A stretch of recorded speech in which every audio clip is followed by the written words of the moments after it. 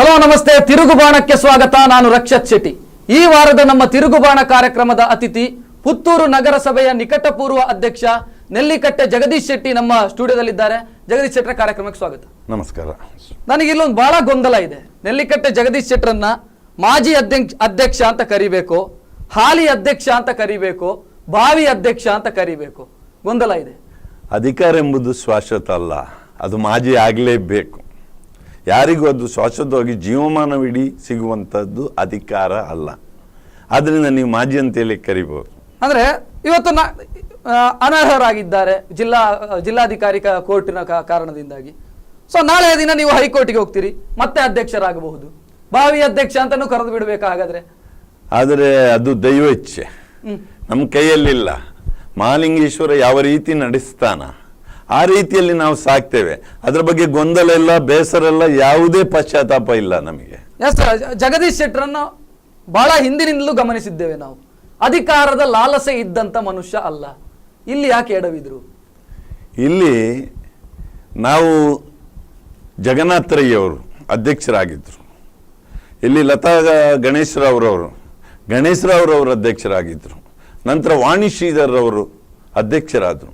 ಈ ಸಂದರ್ಭದಲ್ಲಿ ನೀವು ಎಲ್ಲ ಕಡೆ ನೋಡಿದ್ರೆ ಆಲಿ ಎಂಬ ಒಂದು ಪದದಿಂದ ಅಲ್ಲಿ ಗೊಂದಲಗಳು ಸೃಷ್ಟಿಯಾಗಿದೆ ವಿನಃ ಬೇರೆ ಯಾರಿಂದಲೂ ಅಲ್ಲ. ಇವತ್ತು ಯಾವ ನಾಯಕರಿಗೆ ಎಲ್ಲಿ ಬೆಲೆ ಇದೆ ಎಂಬುದನ್ನು ನೀವು ಪತ್ರಿಕೆಗಳನ್ನು ನೋಡಿದರೆ, ಇವತ್ತು ಬರುವಂಥ ನ್ಯೂಸ್ಗಳನ್ನು ನೋಡಿದರೆ ಗೊತ್ತಾಗ್ತದೆ. ಆದರೆ ನಾವು ಯೋಚನೆ ಮಾಡಬೇಕು. ನಾನು ಅವತ್ತು ಇವರ ಬಗ್ಗೆ ಮಹಮ್ಮದ್ ಅಲಿ ಅವರು ನನಗೆ ಅಧ್ಯಕ್ಷ ಆಗಬೇಕು ಅಂತೇಳಿ ಇತ್ತು. ವಾಣಿ ಶ್ರೀಧರ್ ಅವರು ಇದ್ರಾಗ ಅವರು 4 ಸಲ ಇವರಿಗಿಂತ ಒಳ್ಳೆಯ ಕಾರ್ಯಕರ್ತರವರು. ಆ ಹೆಣ್ಣು ಹೆಂಗಸು ಪಕ್ಷದ ನಿಷ್ಠೆಯಿಂದ ದುಡಿದವರವರು. ಯಾಕೆ ಅವರಿಗೆ ಕೊಡಬಾರ್ದಿತ್ತು? ನಾನವತ್ತು ಜಗದೀಶ್ ಶೆಟ್ಟರು ಇವತ್ತು ಪ್ರಶ್ನೆ ಮಾಡ್ತಾ ಇದ್ದಾರೆ ಇದನ್ನ. ಆ ಸಂದರ್ಭದಲ್ಲಿ ಮಹಮ್ಮದ್ ಅಲಿ ಅವರ ಸಪೋರ್ಟಿಗೆ ನಿಂತರು ಜಗದೀಶ್ ಶೆಟ್ಟಿ. ಖಂಡಿತ ನಾವು ಆಣೆ ಕೂಡ ಹಾಕಿದ್ದೀವಿ. ಆಗ ದೇವರ ಮೇಲೆ ಆಣೆ ಹಾಕಿದ್ರಿ, ಮಹಮ್ಮದ್ ಅಲಿ ಅವರೇ ಅಧ್ಯಕ್ಷರಾಗಬೇಕು.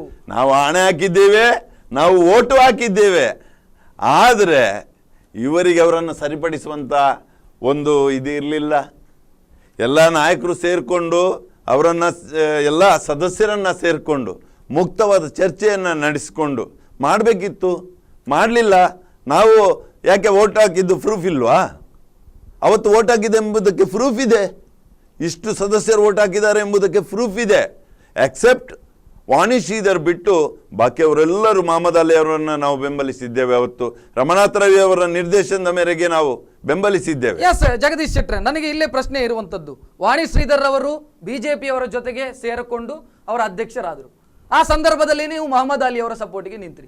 ಆ ನಂತರ ಅವರ ಅಧ್ಯಕ್ಷ ಸ್ಥಾನ ಹೋದ ನಂತರ, ಕೋರ್ಟಿನ ನಿರ್ದೇಶನದಂತೆ ಅಧ್ಯಕ್ಷ ಸ್ಥಾನವನ್ನು ಕಳೆದುಕೊಂಡ ನಂತರ ಯಾಕೆ ನೀವು ಮಹಮ್ಮದ್ ಅಲಿ ಅವರ ಸಪೋರ್ಟಿಗೆ ನಿಲ್ಲಿಲ್ಲ?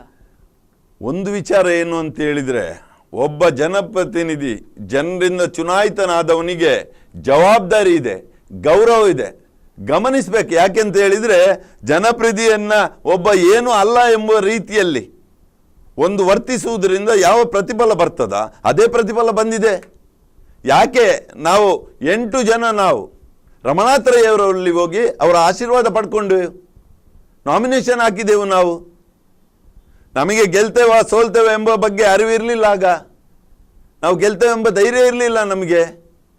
ಗೆದ್ದೆವು ನಾವು. ಮಹಾಲಿಂಗೇಶ್ವರ ದೇವರಿಗೆ ಅಪಚಾರ ಎಸಗಿದೆ ಅಂತ ಅನಿಸ್ತಾ ಇಲ್ವಾ? ಇಲ್ಲ. ಮಹಮ್ಮದ್ ಅಲಿ ಅವರಿಗೆ ಉಲ್ಟಾ ನಿಂತ್ರಿ. ನೀವು ಅಧ್ಯಕ್ಷರಾಗಬೇಕು ಅಂತ ಜಗದೀಶ್ ಶೆಟ್ಟರ್ ಹೇಳ್ತಾ ಇದ್ರು. ಆ ನಂತರ ಉಲ್ಟಾ ನಿಂತು ನೀವೇ ಅಧ್ಯಕ್ಷರಾಗಿಬಿಟ್ರಿ. ಒಬ್ಬ ವ್ಯಕ್ತಿ ತನ್ನ ವ್ಯಕ್ತಿಗತವಾದ ಚಿಂತನೆಗಳನ್ನು ಮಾಡ್ಕೊಂಡು ಹೋಗ್ಬೇಕು.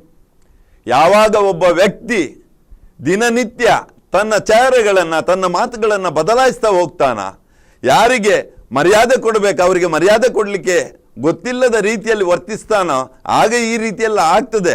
ದೇವರೆಂಬುದು ಯಾರಿಗೂ ಇದಲ್ಲ, ಎತ್ತರ ಅಥವಾ ತಗ್ಗು, ಒಬ್ಬನ ಸೊತ್ತು ಮತ್ತೊಬ್ಬನ ಸೊತ್ತು ಎಂಬುದಿಲ್ಲ. ದೇವರೆಲ್ಲರಿಗೆ ಒಂದೇ. ಒಮ್ಮೆ ನಾವು ಅವರನ್ನು ಬೆಂಬಲಿಸಿದ್ದೇವೆ, ಅವರಿಗೆ ಓಟ್ ಹಾಕಿದ್ದೇವೆ. ಸೊ ಅದೇ ಜಗದೀಶ್ ಶೆಟ್ಟರು ಮಹಮ್ಮದ್ ಅಲಿ ಅವರು ಅಧ್ಯಕ್ಷರಾಗಬೇಕು ಅಂತ ಬಯಸಿದ್ರು ಒಂದು ಸಂದರ್ಭದಲ್ಲಿ. ನಾನು ಆಗುವಂತ ಅವಕಾಶ ಇದೆ ಅನ್ನುವಂತ ಹೊತ್ತಿಗೆ ಉಲ್ಟಾ ಹೊಡೆದ್ರು ಜಗದೀಶ್ ಶೆಟ್ಟರು. ಇಲ್ಲ, ನಿಮಗೆ ಚಾನ್ಸ್ ಇತ್ತು ಆ ಸಂದರ್ಭದಲ್ಲಿ. ಮಹಮ್ಮದ್ ಅಲಿ ಅವರನ್ನು ಅಧ್ಯಕ್ಷರನ್ನಾಗಿ ಮಾಡುವಂತ ಅವಕಾಶ ಇತ್ತು.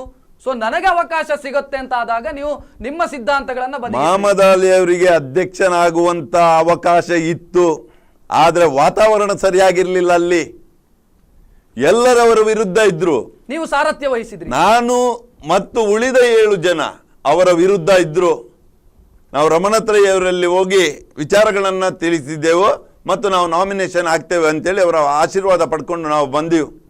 ಎಲ್ಲ ಜನ, ನಾನು ಒಬ್ಬನೇ ಅಲ್ಲ, 7 ಇತರರು ಸೇರ್ಕೊಂಡು ಅಷ್ಟು ಜನರು, ಎಷ್ಟೋ ಮತದಾರ ಬಾಂಧವರು ಅವರಿಗೆ ಓಟ್ ಹಾಕಿ ಗೆಲ್ಲಿಸಿದಂತ ಜನಪ್ರತಿನಿಧಿಗಳು ಭಾವನೆ ಆ ರೀತಿ ಇತ್ತು.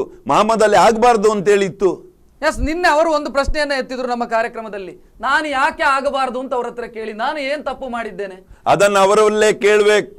ಜಗನ್ನಾಥ್ ರೈ, ಗಣೇಶ್ ರಾವ್, ಲತಾ ಗಣೇಶ್ ರಾವ್ ಮತ್ತು ವಾಣಿ ಶ್ರೀಧರ್ ಅವರು ಈ 4 ಹಂತಗಳಲ್ಲಿ ಮಹಮ್ಮದ್ ಅಲಿ ಅವರನ್ನ ದೂರ ಇಟ್ಟಂತ ವಿಚಾರ ಮಹಮ್ಮದ್ ಅಲಿ ಅವರಿಗೆ ಹೇಳ್ಬೇಕು, ನಾವಲ್ಲ. ನಮಗೆ ಮಹಮ್ಮದ್ ಅಲಿ ಆಗುದಿಲ್ಲ. ಯಾಕೆ ಆಗೋದಿಲ್ಲ ಅಂತ ಅವರ ವ್ಯಕ್ತಿತ್ವ ಸರಿ ಇಲ್ಲ. ಏನು ವ್ಯಕ್ತಿತ್ವ ಸರಿ ಇಲ್ಲ ಅಂತ ಹೇಳಿದ್ರೆ ಹೇಗೆ? ಅವರ ಮೇಲೆ ಭ್ರಷ್ಟಾಚಾರದ ಆರೋಪ ಇಲ್ಲ, ಅವರ ಮೇಲೆ ಯಾವುದೇ ಬಾಕಿ ಆರೋಪಗಳಿಲ್ಲ, ಆಗೋದಿಲ್ಲ ಅಂತ ಹೇಳಿದ್ರೆ ರೀಸನ್ ಇರಬೇಕಲ್ವಾ? ನಾವು ಹೇಳ್ಬೇಕು ಅಂದ್ರೆ ಒಬ್ಬ ವ್ಯಕ್ತಿ ತನಗೆಲ್ಲ ಗೊತ್ತುಂಟು ಎಂಬ ರೀತಿಯಲ್ಲಿ ವರ್ತಿಸುವುದು ಒಂದು. ಎರಡನೇದ್ದು, ಮೊನ್ನೆ ನಾನು ಒಂದು ಕಡೆಗೆ ಹೋಗಿದ್ದೆ ಅಧ್ಯಕ್ಷನಾಗಿ. ಅವಾಗ ಅಲ್ಲಿ ಹೇಳಿದ್ರು, ಇಲ್ಲಿ ರಸ್ತೆ ಸರಿ ಇಲ್ಲ, ದೀಪ ಉರಿಯೋದೆ 15 ದಿವಸ ಆಯ್ತು ಲೈಟ್. ನಾ ಹೇಳಿದೆ, ಇಲ್ಲಿ ಜನಪ್ರತಿನಿಧಿಯವರಿದ್ದಾರೆ, ಅವರಿಗೆ ಹೇಳ್ಬೇಕಿತ್ತು ಅಷ್ಟೇ. ಅವರು ಹೇಳ್ತಾರೆ, ಇಲ್ಲಿಯ ಜನಪ್ರತಿನಿಧಿ ಹೇಳ್ತಾರೆ ಮಹಮ್ಮದ್ ಅಲಿ ಅವರ ಹತ್ರ ಹೇಳ್ತೇನೆ ನಾನು ಅಂತೇಳಿ. ಒಬ್ಬ ವ್ಯಕ್ತಿ ಇಡೀ 7-8 ಜನರನ್ನ ಪರವಾಗಿ ಇರುವುದಾದ್ರೆ, ಅವರ ಪರವಾಗಿ ಕೆಲಸ ಮಾಡುವುದಂದ್ರೆ, ಅವನ ಹತ್ರ ಕೇಳಿ ಕೆಲಸ ಮಾಡುವುದಂದ್ರೆ ಅರ್ಥ ಏನು? ಎಸ್, ಇದು ನಿಮಗೆ, ನೀವು ಕೂಡ ಇದನ್ನ ಮಾಡಿದ್ರಿ. ನೀವು ಫಸ್ಟ್ ಟರ್ಮ್ ಸದಸ್ಯರಾದಾಗ ಮಹಮ್ಮದ್ ಅಲಿಯವರ ಮುಖಾಂತರವೇ ನೀವು ನಿಮ್ಮ ಕೆಲಸವನ್ನ ಮಾಡಿಸಿಕೊಳ್ತಾ ಇದ್ರಿ. ಮಹಮ್ಮದ್ ಅಲಿಗಿಂತ ಸ್ವಲ್ಪ ಯೋಗ್ಯತೆ ನನಗೆ ಜಾಸ್ತಿ ಉಂಟು. ನನ್ನ ಏರಿಯಾದ ಕೆಲಸವನ್ನ ನಾನು ಪರ್ಫೆಕ್ಟ್ ಆಗಿ ಮಾಡಿದ್ದೇನೆ. 100% ನೀವು ಅವರ ಆಫೀಸಿಗೆ ಬರ್ತಾ ಇದ್ರಿ, ಅವರ ಹತ್ರ ಬಂದು ಮಾಡಿಸಿಕೊಡಿ, ಕೆಲಸ ಮಾಡಿಸಿಕೊಡಿ ಅಂತ ಹೇಳ್ತಾ ಇದ್ರಿ. ನೋಡಿ, ಪುತ್ತೂರಿನ ಜನತೆ ಗೊತ್ತಿದೆ. ಮಹಮ್ಮದ್ ಅಲಿ ಅವರು, ನಾನು ಪುರಸಭಾ ಸದಸ್ಯನಾದ 6 ತಿಂಗಳಾಗುವಾಗ ಒಂದು ಕಡೆಗೆ ನಾನು 2 ಕಡೆಗೆ 4 ಲಕ್ಷ ರಸ್ತೆಗೆ ಕಾಮಗಾರಿಗೆ ಇಟ್ಟಿದ್ದೆ. ಹಾಗೆ ನಾನು ಹೋಗಿ ಇಂಜಿನಿಯರ್ ಅಲ್ಲಿ ಹೇಳಿದೆ. ನಾನು ಅದು ಇಂಜಿನಿಯರ್ ಹೇಳಿದ್ರು, ಅದು ಮಹಮ್ಮದ್ ಅಲಿ ನಾನು ಹೇಳ್ತೇನೆ ಅಂತೇಳಿ ಕೇಳಿದ್ರು. ನಾನು ಕೂಡಲೇ ಮಹಮ್ಮದ್ ಅಲಿ ಅವರಿಗೆ ಫೋನ್ ಮಾಡಿ ನಾನು ಕೇಳಿದೆ, ನೀವು ಯಾರು ಕೇಳಿದೆ? ಜನ ನನಗೆ ಓಟ್ ಹಾಕಿದ್ದಾರೆ, ಜನರಿಗೆ ಮೂಲಭೂತ ಸೌಕರ್ಯವನ್ನು ಒದಗಿಸುವುದು ನನ್ನ ಕರ್ತವ್ಯ, ನೀವು ನಿಮ್ಮ ಏರಿಯಾದನ್ನು ನೋಡಿಕೊಳ್ಳಿ, ನನ್ನದಕ್ಕೆ ಮೂಗು ತುರಿಸಲಿಕ್ಕೆ ಬರಬೇಡಿ ಅಂತೇಳಿ ಹೇಳಿದೆ ನಾನು ಸ್ಪಷ್ಟವಾಗಿ. ಇದು ಮಹಮ್ಮದ್ ಅಲಿ ಗೊತ್ತಿದೆ, ಆಮೇಲೆ ದೇವರಿಗೂ ಕೂಡ ಗೊತ್ತಿದೆ. ಸೊ ಇದೇ ಅವರೇ ಹೇಳ್ತಾ ಇರುವಂತದ್ದು. ಅವರ ಒಂದು ವಿಚಾರವನ್ನ ಪ್ರಸ್ತಾಪ ಮಾಡಿದ್ರು.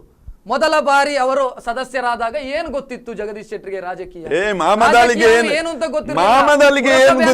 ಗೊತ್ತಿರಲಿಲ್ಲ. ಅವರಿಗೆ ಗೈಡ್ ಮಾಡಿದವನು ನಾನು.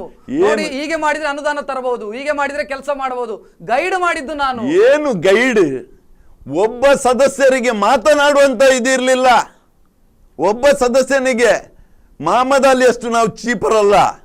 ಮಹಮ್ಮದ್ ಅಲಿಗಿದ್ದ ಸ್ವಲ್ಪ ನಮಗೂ ಜಾಸ್ತಿ ಇದೆ, ಆತ್ಮಸ್ಥೈರ್ಯ ಇದೆ ನಮ್ಮಲ್ಲೇ. ಜನರಿಗೆ ಕೆಲಸ ಹೇಗೆ ಮಾಡ್ಬೇಕಂತೇಳಿ ಮಹಮ್ಮದ್ ಅಲಿಯಿಂದ ನಾನು ಕಲ್ತ್ಕೊಳ್ಬೇಕಂದ್ರೆ ಇಲ್ಲ. ಅಧಿಕಾರ ಇಲ್ಲದೆ ಸಹ ನಾನು ಸಮಾಜ ಸೇವೆ ಮಾಡಿದವನು. ಯಾರೋ ಪಾಪದವರನ್ನ, ಸೇವೆ ಬೇರೆ, ರಾಜಕೀಯ ಬೇರೆ. ರಾಜಕೀಯದಲ್ಲಿ ಅಧಿಕಾರಿಗಳನ್ನ ಮಾತಾಡಿಸುವಂತದ್ದಾಗಿ ಇದು ಜಗದೀಶ್ ಶೆಟ್ಟರ್ಗೆ ಅನುಭವ ಇರಲಿಲ್ಲ. ನಾನು ಹೇಳಿಕೊಟ್ಟದ್ದು ನಾನು ಮಾಡಿಸಿದ್ದೇನೆ ಅವರ ವಾರ್ಡಿನ ಕೆಲಸಗಳನ್ನ. ರಾಜಕೀಯದಲ್ಲಿ ರಾಜಕೀಯ ಮಾಡುವುದನ್ನ ನಾನು ಕಲಿತಿಲ್ಲ. ರಾಜಕೀಯದಲ್ಲಿ ರಾಜಕೀಯ ಮಾಡುವುದನ್ನ, ರಾಜಕೀಯದಲ್ಲಿ ಅಭಿವೃದ್ಧಿ ಹೇಗೆ ಮಾಡಬೇಕು ಅಂತೇಳಿ ಚೆನ್ನಾಗಿ ನನಗೆ ಗೊತ್ತಿದೆ. ನನಗೆ ಬೇಕಾದಷ್ಟು ಹಿರಿಯ ನಾಯಕರಿದ್ದಾರೆ. ವಿನಾಯಕ್ ಕುಮಾರ್ ಸೊರಕೆ ಅಂತವರಿದ್ದಾರೆ, ಸುಧಾಕರ್ ಶೆಟ್ಟರ್ ಅಂತವರಿದ್ದಾರೆ, ಜಗನ್ನಾಥ್ ರೈ ಇದ್ದಾರೆ, ರೈಮಾನ್ ಅಂತವರಿದ್ದಾರೆ. ಅವರಿಗೆಲ್ಲ ಅದರ ಅನುಭವಗಳಿವೆ. ಕೇವಲ ಮಹಮ್ಮದ್ ಅಲಿ ಒಬ್ಬನೇ ಒನ್ ಮ್ಯಾನ್ ಅಲ್ಲ, ಇಡೀ ಪುತ್ತೂರಲ್ಲಿ 27 ಜನ ಸದಸ್ಯರಿದ್ದಾರೆ. ಏನು ಮಹಮ್ಮದ್ ಅಲಿ ಒಬ್ಬನಿಗೆ ಗೊತ್ತಿರುವುದ, ಬಾಕಿ ಅವರಿಗೆ ಗೊತ್ತಿಲ್ವಾ ಏನು? ಸೊ ಜಗದೀಶ್ ಶೆಟ್ಟರ್ ಹೇಳ್ತಾ ಇರುವಂತದ್ದು, ಅವರು ಅಧ್ಯಕ್ಷಗಿರಿಗೆ ನಾಮಿನೇಷನ್ ಆದ ಕೂಡಲೇ ಅವರು ಆಗ್ತಾರೆ ಅಂತ ಆದ ಸಂದರ್ಭದಲ್ಲಿ 15 ಜನರನ್ನ ಕಂಟ್ರೋಲ್ ಮಾಡೋದಕ್ಕೆ ಪ್ರಯತ್ನ ಮಾಡಿದ್ರ? ಇಲ್ಲ. ಮತ್ತೆ ಯಾಕೆ ನಿಮ್ಗೆ ಅಪಸ್ವರ? ಸಾಧ್ಯವೇ ಇಲ್ಲ. ಯಾಕೆಂದ್ರೆ ಇಲ್ಲಿ ನಾನು ಎಂಬಂತಹ ಒಂದು ಅಹಂ ಅಷ್ಟೇ, ಬೇರೇನಿಲ್ಲ. ನಾನು ಒಂದು ವೇಳೆ ನನಗೆ ಬೇಕು ಅಂತ ಹೇಳಿದ್ರೆ ವಾಣಿ ಶ್ರೀಧರ್ ಅವರು ಒಂದು ಮಾತು ಕೇಳಿದ್ರು, ಜಗ್ಗಣ್ಣ ನಾಮಿನೇಷನ್ ಹಾಕಿದರೆ ನಾನು ಹಾಕುವುದಿಲ್ಲ ಅಂತ. ಆ ಸಂದರ್ಭದಲ್ಲಿ ನಾನಂದಲ್ಲ ಹೇಳಿದೆ, ನಾನು ಹಾಕುವುದಿಲ್ಲ, ನನಗದು ಬೇಡ, ಮಹಮ್ಮದ್ ಅವರು ಆಗಲಿ ಒಂದು ಟರ್ಮಿಗೆ ಅಂತ. ವಾಣಿ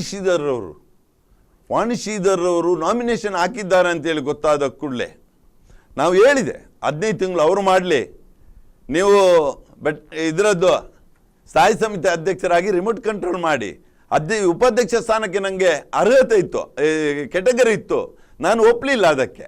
ಯಾರನ್ನಾದರೂ ಇವರು ರೇಖಾ ಯಶೋಧರನ್ನ ಮಾಡಿ ಅಂತೇಳಿ ನಾನು ಹೇಳಿದ್ದೆ. ಮಾತುಕತೆ ಆಗಿತ್ತು. ಮೊಹಮ್ಮದ್ ಅಲಿ ಅಧ್ಯಕ್ಷರು, ವಾಣಿ ಶ್ರೀಧರ್ ಸ್ಥಾಯಿ ಸಮಿತಿ ಅಧ್ಯಕ್ಷರು, ನೆಲ್ಲಿಕಟ್ಟೆ ಜಗದೀಶ್ ಶೆಟ್ರು ಉಪಾಧ್ಯಕ್ಷರು. ಇದು ಸರಿ ಇತ್ತಲ್ವಾ? ಈ ಪ್ಯಾಟರ್ನ್ ಸರಿ ಇತ್ತಲ್ವಾ? ಇಲ್ಲ, ಅದರ ಬಗ್ಗೆ ವಾಣಿ ಶ್ರೀಧರ್ ಅವರು ನಮ್ಮ ಹತ್ರ ಚರ್ಚಿಸಲಿಕ್ಕೆ ಬರಲಿಲ್ಲ. ಏನು ಅಂತ ಹೇಳಿದರೆ, ಯಾವಾಗ ಈ ಚುನಾವಣೆಯ ದಿನದಂದು ನಮಗೆ ವಾಣಿ ಶ್ರೀಧರ್ ಕೈಗೆ ಸಿಕ್ಕಲೇ ಇಲ್ಲ. ಅವತ್ತು ಪ್ರಯತ್ನಗಳನ್ನು ಮಾಡಿದರು. ನಾನು ಹೇಳಿದೆ 15 ತಿಂಗಳು ಕೊಡುವ, ಹೋಗಲಿ, ಹೆಣ್ಣೆ ಹೆಂಗಸು 20 ವರ್ಷದಿಂದ ದುಡಿತಾ ಇದ್ದಾರೆ ಕಾಂಗ್ರೆಸ್ ಪಕ್ಷಕ್ಕಾಗಿ, ಅವರಿಗೆ ಯಾಕೆ ಕೊಡಬಾರ್ದು? ನಾನೇ ಆಗ್ಬೇಕಂತೇಳಿ ಹಠ ಯಾಕೆ ಅಲ್ವಾ? ನಾನು ಅದನ್ನೇ ಕೇಳುವಂಥದ್ದು. 15 ಜನ ನೀವು ಆಯ್ಕೆ ಆದ್ರಿ, ಕಾಂಗ್ರೆಸ್ನ ಸದಸ್ಯರು, ಬಹುಮತ ಇತ್ತು, ಜನರಲ್ ಮೀಸಲಾತಿ ಬಂದಿತ್ತು, ಸಾಮಾನ್ಯ ಮೀಸಲಾತಿ ಬಂದಿತ್ತು. ಸಾಮಾನ್ಯ ಮೀಸಲಾತಿ ಬಂದ್ರೆ 15 ಜನ ಕೂಡ ಅರ್ಹರು ಅಧ್ಯಕ್ಷರಾಗೋದಕ್ಕೆ. ಖಂಡಿತ. ಸೊ 15 ಜನರಲ್ಲಿ ಹಿರಿಯರು ಯಾರು?